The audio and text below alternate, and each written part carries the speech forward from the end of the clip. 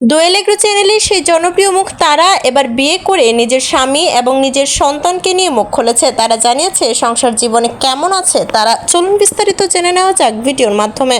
বর্তমান সময়ে তারা এবং তালিম তাদের দৈনন্দিন জীবনের নিত্য নতুন ভিডিও আপলোড করে তাদের সোশ্যাল মিডিয়া ভেরিফাইড ফেসবুক পেজে। সালাম ভাইয়ের বাসায় থাকতে খুব আরামায়েশে থাকলেও সেই তারা এখন কি শ্বশুরবাড়িতেও সেই রকমভাবেই আরামায়েশ ভোগ করছে কিনা চলুন জেনে নেই তারার কাছ থেকেই।